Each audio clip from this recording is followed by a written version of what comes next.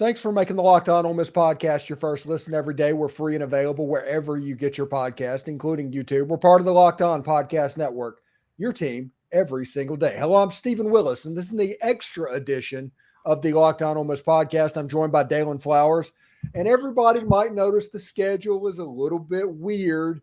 Daylan's normally a Monday night guest, but he's going to be on Wednesday this time. So everybody, we appreciate the patience, but with all the stuff that's going on, it's going to transition to basketball season. It might start to look a little bit different.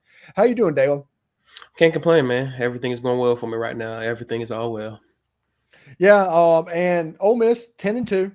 They won the Egg Bowl. Yep. They did what they needed to do. Jaxson Dart was obviously more hurt than we were led to believe. But Ole Miss was able to just essentially out-talent Mississippi State Thursday night. Yeah, I think I said in the tweet, I think it was a really frustrating game, really for me, one of the most frustrating games for us since the Bama game. I just thought it was a point of emphasis that we, mixed up some game plans that really didn't work for Jaxson in terms of where his health was, like you just said. And I thought at points that we just got too flashy or got too repetitive with things, especially maybe like running the ball on first and a second down and then throwing it on third down, which is obvious that the defense is going to read that. But the job got done at the end of the day. Finished regular season with 10 wins, and I think that's a stepping stone into where we want to see this football program go in the near future. So I can't complain, man. We started this season, with so many question marks, and we eventually over time saw the growth of so many players and coaches as well. And I think the fans saw that and put a lot of belief into what this team has built. And I think that's going to be a really good stepping stone for where we go into next season and the years following. So looking at bowl games, and we're getting ready to bowl, I think there's 4 games that Ole Miss fans need to look at as potentials. I'm not saying Ole Miss is going to go there, but there's 4 places that they can land. The floor is the Citrus Bowl, which, that's a $9 million per team playoff. That's actually more than like playoff payouts. Yeah. You have the Cotton Bowl, you have the Fiesta Bowl, and you have the Peach Bowl, which are all New Year's 6 type bowl games. Where are you kind of sitting right now and what you're looking for? I'm hoping for Cotton Bowl. That would be my biggest hope, and because that would be more fortunate for me to be able to attend. In terms of realistically, the committee is weird right now, man. It's I've been thinking about this situation for a couple of days now, and it kind of reminds me of Bama 2017. That year they beat Georgia and put 2 in the second half.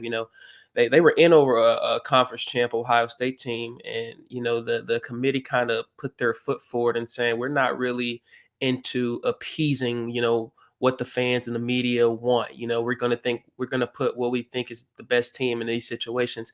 So I don't know how the media is looking at us. I just kind of feel like we have gained a little bit of respect from the outside world, but not enough to where we're capable of being where we want to be. And that's okay, man. We're going to always be that team that has a chip on our shoulder. I think right now it's going to be the Citrus Bowl, and probably we will be matching up with Iowa, which I think will, just based on Iowa's track record this year, will be a fun game for our offense, and see what kind of scheme and game plan Charlie Wise sets up for that opponent. I'm not upset with anything right now. At the end of the day, like I try. This is me personally. I don't get too much into that. At the end of the day, we've won 10 games this year, and I'm really happy with where we have come, especially how we finished last year. I'm really happy with this football team. So I'm pleased to be in this position of where we are right now, wherever the bowl game ends up being for us. What is your preference? Okay. Is it the prestige that comes with going to a New Year's 6 game? Is it just winning the bowl game? Is it about momentum for 2024? What's the ultimate goal for this bowl game? Well, I think a New Year's 6 Bowl will be really good for us because it gives us a bit of momentum going into next year, and also gives that TV viewership that we need for just money in general, but also more recruits are looking at us playing against a big-time opponent more than likely than we would be in a Citrus Bowl type, which gives us an advantage of, we beat this team in this conference, such and such. But I also think that gives us a little bit more history to look back on. That would be a big win for us if we were go and get a New Year's 6 Bowl and come out victorious. I think what this situation goes for us next year is we see the players that we're losing and what we need to work on in the offseason in terms of transfers and recruiting to make sure we're at the same level and greater next year when we get ready to play football again. I think this is going to be a testament for which kind of players step up and say, I really didn't have too many moments this year, but I'm trying to seize my moment now in terms of next season. And so when that moment comes, I'll be ready to step up and put forward for it. So it's a balance of both. I think no matter where we go, I think the situation is going to be how can we compete? Because even if we go to the Citrus Bowl, we're still going to probably get another big time conference team. I think it's how do we compete to kind of cement our stepping stone is that we are one of the dominant SEC teams in the country, and how do we keep going forward with that kind of momentum? You know, it looks like it's going to be the Iowa Hawkeyes in the Citrus Bowl if Ole Miss goes to the Citrus Bowl there. And that would be an interesting clash of styles with what Iowa likes to do offensively, with what Ole Miss likes to do offensively.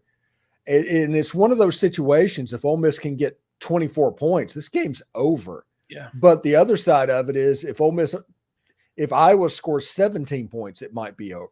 Yeah. Yeah, Iowa's had a weird year, man. Finished strong with 10-2, but they've kind of cemented themselves as one of the three, I would say one of the 3 or 4 or 5 best defenses in the country. You know, really a grit and grind football team, especially on defense. They just love to attack you, and they love to swarm against the opposition, and a ground and pound team. And I think that's kind of been the catalyst for their offense all year. And it's kind of a little bit more opening up the offense for their pass game as well.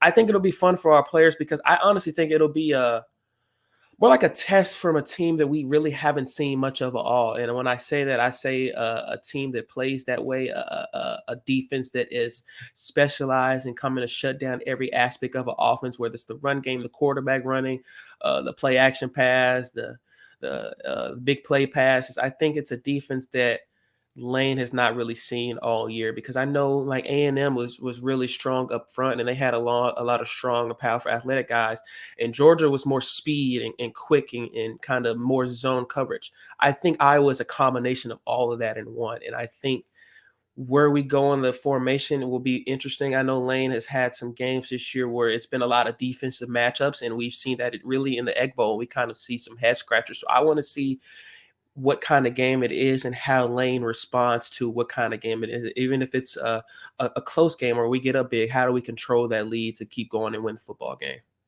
All right. So, you know, obviously in this game, there probably is going to be a couple of opt-outs and things like that happen. The thing that's going to be interested to me, there's 2 players that I will be paying attention to if Ole Miss goes to the Citrus Bowl or the Cotton Bowl. The first off is Walker Howard. Is he the de facto number 2 quarterback? Because I think I like Spencer Sanders. I'm appreciative of Spencer Sanders, but every rep that Spencer Sanders gets at this point is kind of a wasted rep. Yeah. And Walker Howard needs that for the future. And the other player is Kedrick Riscano. Yeah. I think in a bowl game and something like that, it's time to see exactly what this kid has. And I want to see Kedrick Riscano kind of tote the rock a little bit. I love that point you just made. I think Kedrick, going back to my point earlier, this is a game that we can kind of see players step up in this moment that really haven't seen too much of the field this year, to see how much progression they made behind closed doors, to see if they're ready for the upcoming year. Walker is a guy that I've been big on really since the spring, and we saw him in the spring game just kind of really be really comfortable. I'm in very much hope that he doesn't leave. I know that, you know, there's still going to be some competition, but I really hope he stays. I think the kid is a phenomenal talent, and I think he's really comfortable and found his self here in Oxford, and I think he's enjoying being in this town and being with this football team. So I don't think he will leave, but you never know in terms of the transfer portal nowadays. It's a cycling insert of all times.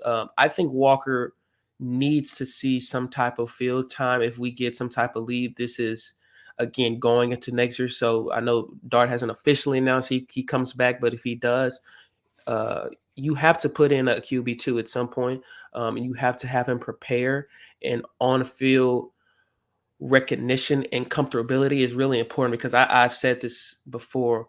You can practice as much as you want, and you can go through so many in-game drills during practice, but it's not the same when you get out on that field. And unfortunately, he's been a really good talent, but he hasn't seen too much of the field. So I would like to see him, and I would like to see how he mashes with the offense, and even just reading different schemes. How does he read this scheme from a defense, or how is he reading they're going in man or they're blitzing? What is he doing? Not just besides throwing the football that is going to help him elevate him to get to the next level. So when his time does come, if he decides to stay, he's ready to go. Yeah, and it's at the point where it's muscle memory at this point. You need to see stuff in a game to understand that. And Walker needs that, because this is the truth. Even if Jaxson Dart comes back to school, how many times this year did Spencer Sanders have to go into the game for a play or two? Yeah. That probably happened 6 times this year. So Walker Howard has to be ready to go. And if for some reason Jaxson Dart decides, you know what, I do not want to go back to Ole Miss, I'm going to transfer to Utah, to where my father played college football, and we're going to do something there. Well, you still have to have Walker Howard ready to go with Austin Simmons, because that quarterback competition is going to probably be more heated than any quarterback competition that has happened in Ole Miss history. Yeah, Austin is a really good talent. He's really raw as well, and I think Walker is too. I know we're very high on Walker, but I think outside of the people that are really huge football minds, haven't seen Walker much. I've watched some high school film of him, and the kid is one of the most accurate quarterbacks I've seen coming out of high school, and his arm is really strong. But his high school film is better than Arch. Yeah, it really is, and I think he's developed even more. And I think this year under Lane has emerged him to kind of be put in position, so when he does get the opportunity, I think he'll be more comfortable. But I think we still have 2 guys that are really raw if JD decides not to come back. I think they're really full of talent, so it's just going to be more comfortable watching the film, more comfortable on the field, and how are they taking advice from coaches, which will really make them stand out between one another. I think it'll be a fun matchup regardless of whether JD comes back or not, because even if he does, we still get that matchup between those two to see who's stepping up the year after. And I think it's going to continue to prove that why we can develop really good quarterbacks if they can come out and stand out. And I think it's going to be a fun matchup. I think they're both hungry, and I think they're both capable of doing really good things. But it's more than just what you put out on the field. It's being a leader in the locker room. It's being a momentum advisor when you need it. It's a lot to be a quarterback. So I'm really excited to see both of them in the near future. But it's going to be a fun ride regardless of what happens. So you can't complain about either way. All right, let's change speeds a little bit. And I have a question. I'm kind of interested to hear your thoughts on it. Quinshon Judkins is the highest paid NIL player on the team, and different amounts. I don't know the exact amount, but it's the highest on the team.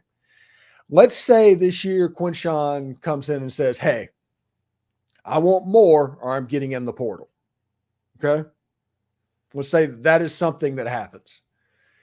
Now, knowing that in the NFL, nobody spends money on running backs anymore. Yeah. I mean, that's the way it is. And eventually that's going to trickle down to college. How hard of a line would you take with Quinshon Judkins should that come up? Is something like that happen? I think, when you get put in that position, you kind of think of the background situation of it and not just the player. I think Lane, we've this circulated over the past year and a half. He was at that football game with Quinshon and in the cold by himself, and that's how much he wanted. And I think him and Jaxson Dart have really developed a great relationship.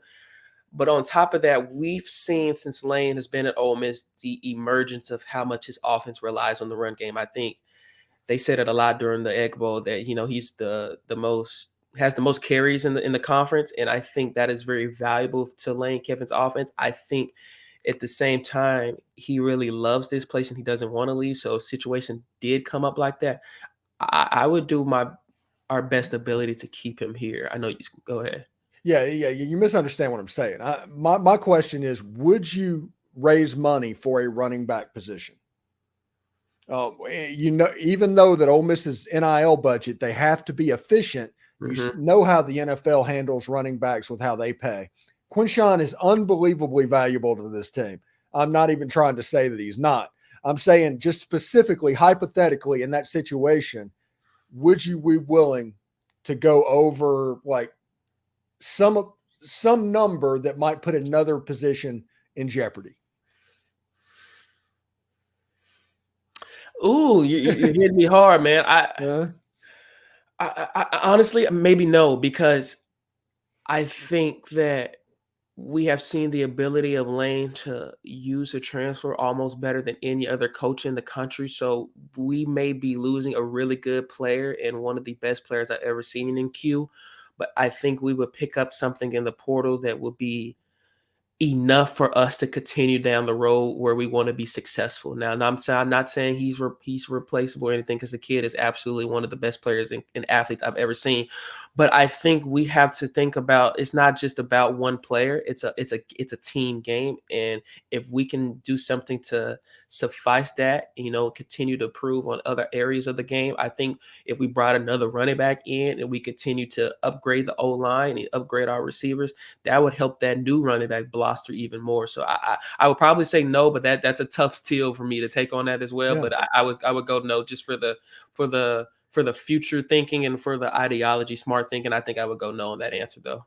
Yeah, I was just sitting here thinking earlier today, is like, if this happens, what about this? If this happens, what about this? And I got to that scenario and I was like, oh, that's interesting. Because in my head, 2021, Ole Miss led the SEC in rushing. Yeah. They had Snoop Connor and Jerry Neely and Henry Parrish. It just looked different. You didn't have that super bell cow running back, but you were able to be successful in the running game. And my thing is, like you said, Lane Kiffin would always find good running back. There's always going to be a good running back at Ole Miss. Now, you might not have that special guy. You might not have that Quinshon Judkins. But if you take 3 running backs, you might totally, if you put them all together, have the same production that Quinshon gives you. Correct. And maybe it depends on how Lane looks at it. Maybe you want to, if Ulysses Bentley is back, how do we gauge that running back? If we had to go get a new one, will we go get a bigger running back, helping the pass block or helping in a different scheme? So it depends on how you look at it, but I'll have to go no on that answer. But it's a really in-depth thing to think about if something like that were to happen as well. Yeah, I'm all in my own head. I'm kind of entering football off-season mode. So I'm thinking about that stuff. I'm thinking about trolling Mizzou fans. I'm thinking about all that stuff. And it should be good. As you can see over my shoulder, I put my Christmas lights up. That's nice, man. I see it, dude. I love the background, man. I'm trying to get like you on the background, man. Yeah. Appreciate it, buddy. We'll talk to you next week and everything. And the portal should be just about open, or just about to open. Yeah, the next time I talk to you. Yeah. Yeah. So we can get an idea of what's happened. There's a lot of players that's going in right now, including a couple of potential Ole Miss targets that jumped in as well. So we'll talk about that as well. Thank you very much. And thank you for making the Locked On Ole Miss podcast your first listen every day. We're free and available wherever you get your podcast, including YouTube. We're part of the Locked On Podcast Network, your team every day. Daylan Flowers, thank you so much, man. And I will see you next week, bud. Appreciate you, man. Hotty toddy, y'all. Hotty toddy.